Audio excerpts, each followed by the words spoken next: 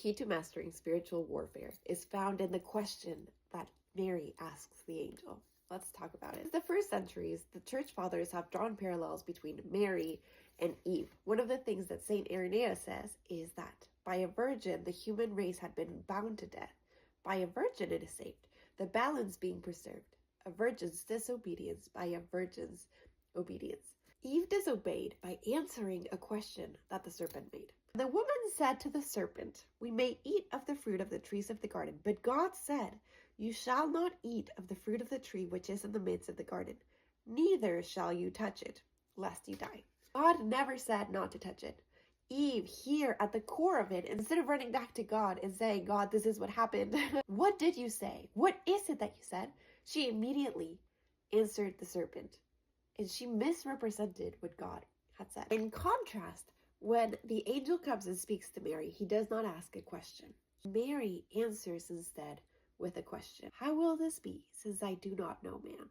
By this point, Mary had already entered the first part of her marriage. She knew that she would have to consummate the marriage unless she had already encountered God, received his invitation to love her in that particular way, and responded with her whole entire self, promising not just her mind, her intellect, her will, but also her body. This encounter with the angel would not have been the first time that she had gone to God in prayer. But everything that she offered was always a response to things that he asked of her, because that's how discernment works. The Catechism of the Catholic Faith tells us that faith is man's response to God, who reveals himself and gives himself to man. Our desires, when they are rightly ordered, they always lead us to God. And here we see the difference between Eve and Mary, where Eve was quick to answer. She reacted, but Mary instead responded. Love is a response. It's not a reaction. So when Mary was encountered by the angel, she was able to respond with the things that she had already reflected with God. She is also discerning what the angel is telling her, and that is the key to spiritual warfare.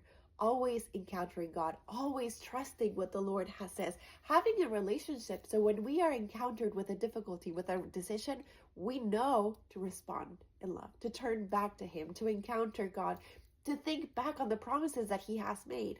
Every challenge is a gift to encounter Christ and be surprised by the way that he is going to fulfill his promises. Our Lady here reminds us not to react, but to respond in grace, in patience, and in relationship. So if you struggle with spiritual warfare, turn to Our Lady, because she will always teach you to walk to Christ.